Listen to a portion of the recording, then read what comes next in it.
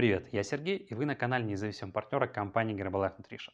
Здесь мы говорим о питании, коррекции веса, фигуры и в целом о здоровом образе жизни. И сегодня мы поговорим о таком важном продукте, на мой взгляд, это номер один продукт вообще во всей линейке компании Herbalife Nutrition, без которого, в принципе, достижение результата, эффективность его получения сильно снижается. И готов я вам представить растительный напиток алоэ. Сегодня мы поговорим, почему это важный продукт. И еще я говорю так, коктейль без алоэ – деньги на ветер. Запомните эти слова. Сегодня я вам постараюсь коротко объяснить, а эксперт, приглашенный, нам более подробно расскажет, почему это важный продукт с точки зрения физиологических процессов, и вы будете его использовать. Давайте я вам сейчас просто дам логическую связь.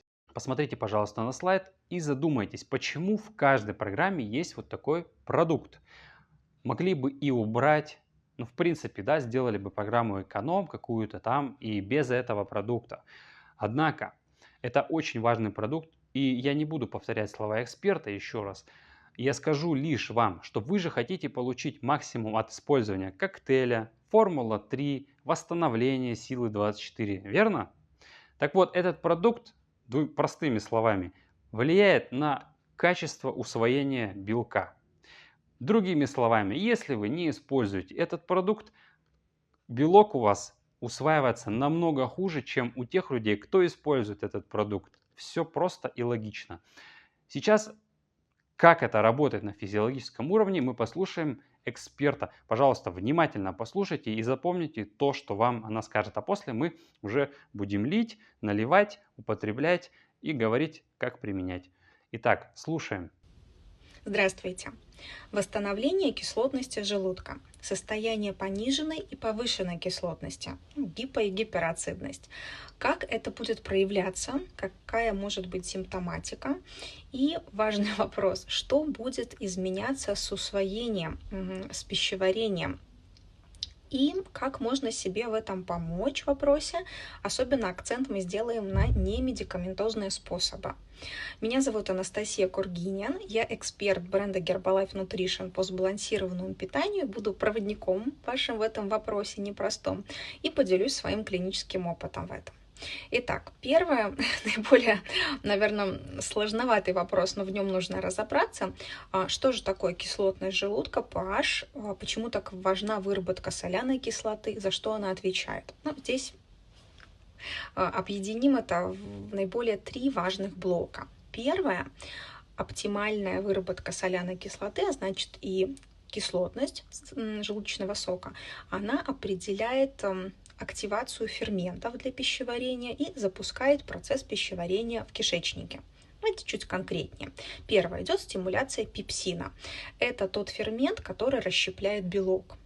Соответственно, если у нас не оптимальная кислотность, то будут ухудшаться процессы переваривания белка. И, соответственно, вся масса функций белка, их построение мышечного корсета и белки как ферменты, как в дальнейшем построение наших гормонов, в целом обменные процессы, они будут изменяться. Поэтому очень важно съесть качественную еду и ее усвоить. И для этого очень важно, какая у нас кислотность в желудке. И в том числе соляная кислота, она стимулирует гастрин, это тот гормон, который активизирует кровоснабжение, моторику желудка. Также идет стимуляция поджелудочной железы, желчного пузыря. Да? То есть это очень важный вопрос для пищеварения. Второе. Поддерживает иммунную систему для предотвращения инфекции, поскольку соляная кислота действует как антисептик, и, соответственно, это такой важный барьер. Соляная кислота, она может изменяться, да, ее секреция. И когда выработка соляной кислоты снижается, это ситуация гипоацидности. Она очень часта. И дальше я проговорю, почему так происходит, в том числе рукотворные причины снижения выработки соляной кислоты и как на это можно повлиять. Первое. Значит, что происходит, когда снижается выработка соляной кислоты, это гипоацидность? Идет сложность, трудность в переваривании, особенно белков. Второе, снижается всасывание витаминов и минералов. Так как соляная кислота она действует на металлы чтобы усвоить, металлы должны быть в ионной форме. Если нет оптимального уровня соляной кислоты, то усвоение витамин, минералов может ухудшаться. И третий вопрос – это вероятность инфекций. Итак, как мы можем ухудшить, да, изменить свою кислотность? Первое. Пагубный момент в питании – это высокоуглеводное питание. Все плюшки, сладости, вкусности для определенных людей – это негативный момент в питании, который ухудшает выработку соляной кислоты. Второе – низкое содержание белка в рационе. Третье – дефицит определенных витаминов и минералов. По исследованиям наиболее важны это уровень цинка, витаминов группы В, хлора, витамина D. Также снижают выработку соляной кислоты аутоиммунные заболевания, в частности, аутоиммунный гипотиреоз. Стрессовые процессы, как избежать их, правда, живя в больших городах. Поэтому тоже важно внимание на те вопросы, которые я буду говорить ниже о профилактике. Но в целом такой стресс-менеджмент полезен для каждого. И я поставила на последний блок медикаментозное изменение, но это, прислушайтесь, очень важно. Препараты, которые понижают кислотность, это антоциды и ингибиторы протонной помпы. Они достаточно на слуху, и многие ими часто пользуются, и порой не по назначению доктора.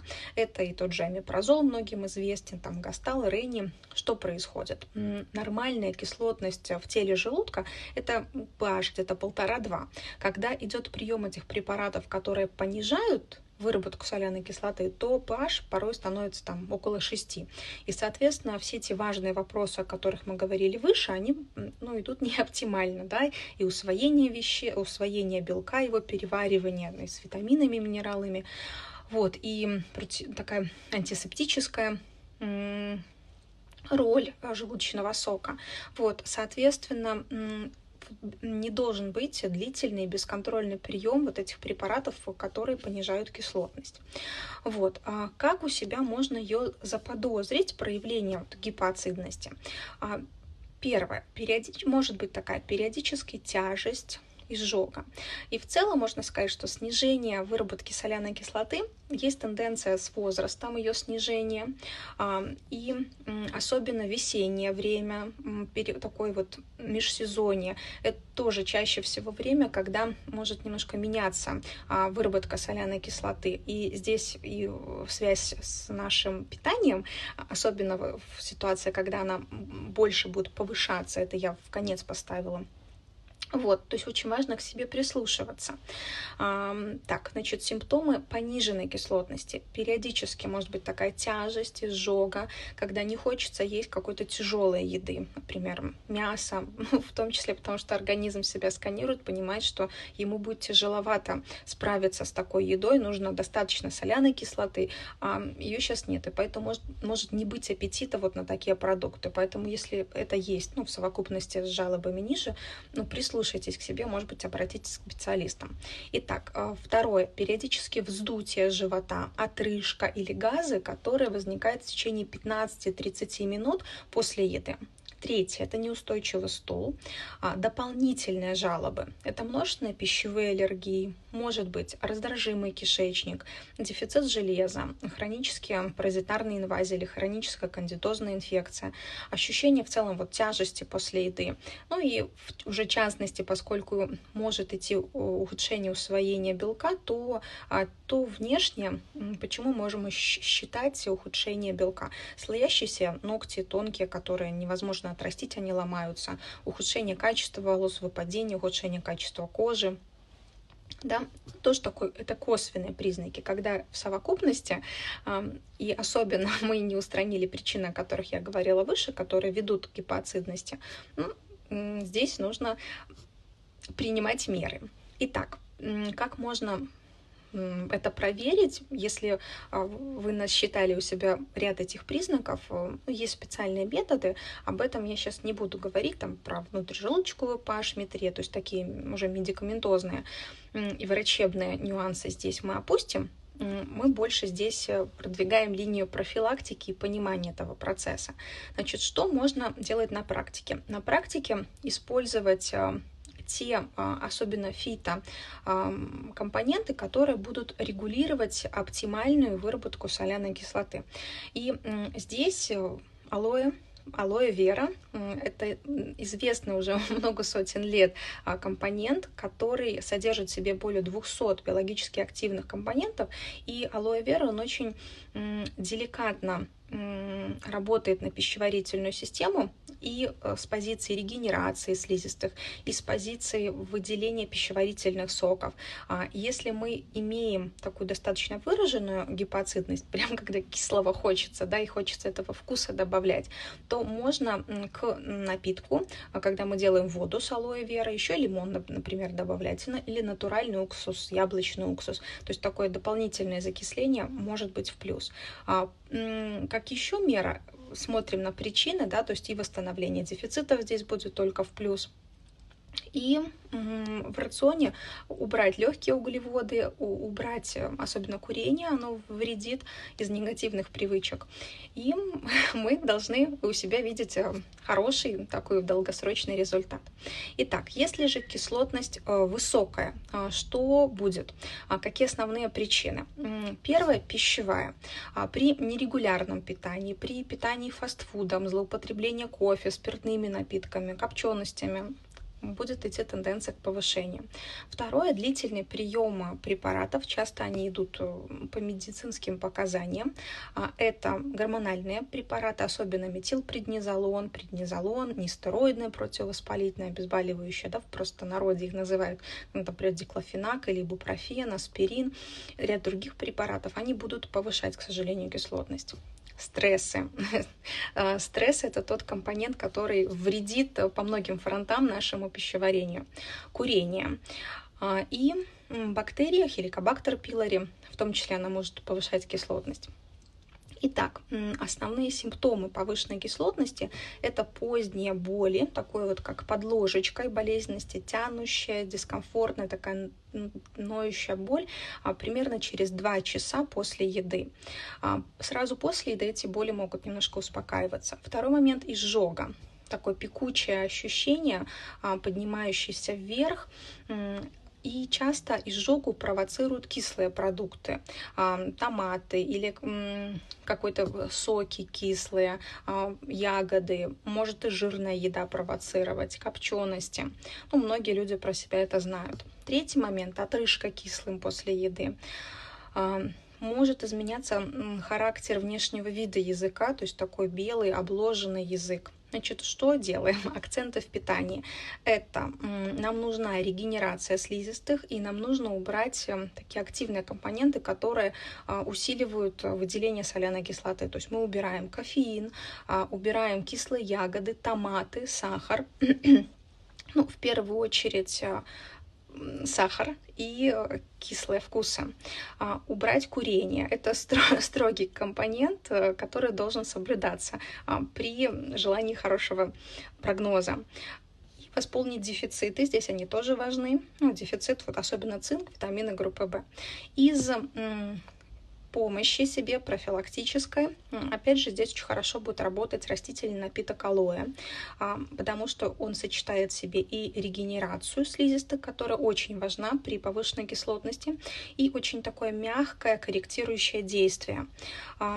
Что можно еще сделать здесь акцент? В целом наш образ жизни.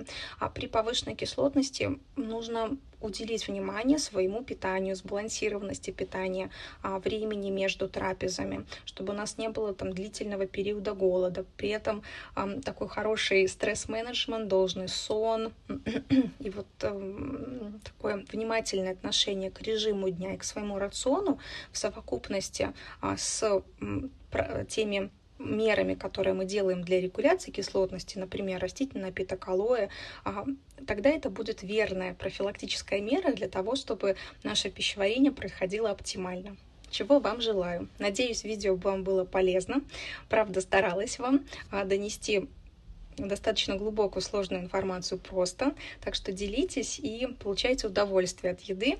И Легкость пищеварения вам желаю. Всего доброго. Спасибо, скажем, Анастасии, за такое подробное объяснение важности этого продукта. Я думаю, у вас не осталось вопросов. Кстати, это видео я взял с официального канала в одной из социальных сетей. Ссылочка будет в описании, можете перейти и более подробно ознакомиться с остальными материалами на этом канале. Хочу сделать очень важное замечание. Не используйте тот алоэ, который растет у вас на подоконнике или где-то там у бабушки в деревне. Вы себе навредите. Во-первых, не каждый сорт алоэ вообще пригоден в пищу. Во-вторых, в каждом алоэ есть агрессивное вещество алоин. И если не удалить большую часть этого вещества, вы получите вред системы пищеварения. Вы только агрессивное влияние окажете на слизистую и так далее. Вот в компании Herbalife Nutrition есть технологические мощности, оборудование для того, чтобы убрать это необходимое вещество и оставить оптимальное, минимальное для того, чтобы была польза. И сорт алоэ используется тот, который выращивается в Мексике. Поэтому, если вам кто-то посоветовал, не делайте этого. И еще, если вы видите в магазине где-то написано на бутылочке алоэ, в магазине вы купите сироп со вкусом сахара. Это вообще не алоэ, это просто напиток, как пепси-кола или еще какой-то ему аналогичный. Просто проходите мимо. Итак, теперь мы имеем этот продукт. Он может быть в нескольких вариациях, да, с разными вкусами, я имею в виду. То есть у нас в Российской Федерации на данный момент есть 3 вкуса. Классический растительный напиток алоэ со вкусом манго и со вкусом клюквы. Вот эти 2 продукта, классика и манго, используются по рекомендации наших специалистов в утренний прием пищи.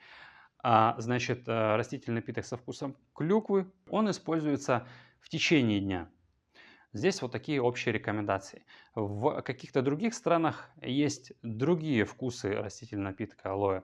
Поэтому, если будет возможность посетить какую-то страну, обязательно попробуйте их местный фаворит. Да? На данный момент это новинка со вкусом манго. Не так давно на рынке.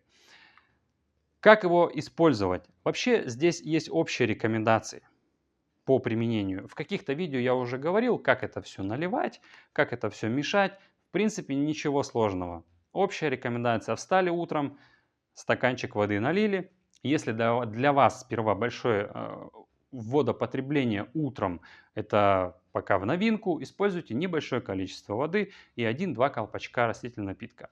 То есть в среднем 100-150 мл воды, у кого-то 200, у кого-то 300. Но больше я не рекомендую. Зачем? Потому что у нас будет еще растительный напиток, травяной напиток, простите, и потом коктейль еще будет. А почему вот рекомендуется порция, да, вот допустим растительный напиток, алоэ порция, коктейль порция, травяной напиток порция, еще чего-то порция. Потому что заложена определенная вкусовая особенность, да? Ну, вы же понимаете, наверное, да? Если мы на ведро 3 колпачка вот этих алоэ разведем, он вообще, мы вкуса даже не почувствуем. А если мы на 50 миллилитров разведем 3 колпачка, соответственно, будет уже такой прямо концентрированный вкус, да? Ну, я думаю, здесь понятно. Поэтому здесь и рекомендация, что нужно на полстакана воды вот это вот количество растворить. Тогда будет то, что заложил производитель. Вот, допустим, мы берем стакан с водой, да. Ну, здесь я, конечно, много налил. В утренние часы мы только пробудились, можем выпить, например, 2/3 этого количества, чтобы вы плюс-минус понимали, о каких я величинах говорю. И вот как раз-таки вот этот стаканчик, это небольшая кружка, если мы вот это количество будем выпивать. Все очень просто. Здесь то же самое мы можем брать, открывая бутылку и отмеряя колпачками. Да? Прям наливайте вот в этот колпачок и переливать. Ну, это, на мой взгляд, неудобно. Можете поначалу это делать, но потом вы просто вот так, допустим, будет пол колпачка, да? Вот так уже будет, допустим, 3 колпачка. Ну, вы уже сами поймете, как достаточно. И не нужно будет вот этих махинаций с переливанием 1-2 колпачков. Итак, мы запускаем процессы пищеварения. Этот продукт, который нужен для того, чтобы прямо с самого утра организм запустился и начал свою работу. У него очень много функций. Знаете, наверное, растительный напиток алоэ. Вообще, в принципе, свойства целебные алоэ вера. Это еще в древности было известно, что он обладает разными способами, точнее, возможностями регенерации клеток и так далее. С помощью этого алоэ вода в клетке проникает в 4-5 раз быстрее. Это тоже немаловажный фактор. Это влияет на увлажненность организма, то есть вода качественно усваивается. Возможно, у людей, даже невозможно, а часто у людей с лишним весом очень некачественно усваивается вода. И ее мало люди пьют, да, а хотя бы нужно сделать так, чтобы это мало, но максимально усвоилось. Постепенно организм начнет адаптироваться к большому количеству жидкости, и вы спокойно будете уже использовать. Вот мы сюда налили 1-2 или, как рекомендовано, 3 колпачка, размешали, все, продукт наш готов к употреблению. Вот мы утром пробудились, встали и выпили его. Выпили и пошли делать свои утренние туалеты. Когда мы приходим, ну я уже говорил в видео про завтрак, если вы не видели его, ссылка в описании. Уже далее по последовательности мы используем травяной напиток и, конечно, белково-витаминный коктейль. Кроме алоэ, эта порция содержит витамин В3. Это очень важный витамин для кожи. Это, скажем, уже не просто растительный напиток алоэ, это уже комплекс, потому что ну, это уже многофункциональный, скажем, продукт. Если вы слышали от консультанта такое выражение, как душ изнутри, это вот как раз-таки и его особенность снимать вот эти вот воспалительные процессы, которые у нас происходят, последствия приема в пищу убирать, скажем так. То есть это то, что вот в нашем кишечнике мы можем сделать систематично, косвенно, да, или напрямую, влияя на какие-то процессы, помогая организму. Вот этот вот продукт, он входит в программу детокс. То есть вы самостоятельно даже можете скомбинировать свой детокс и, используя нормализацию питания вашего дневного, вы можете, скажем, помочь организму восстановиться и далее уже получать максимум от этих продуктов, которые вот вы используете для достижения вашего результата. Я не знаю, какой он у вас, но в любом случае с этим продуктом он будет гораздо лучше.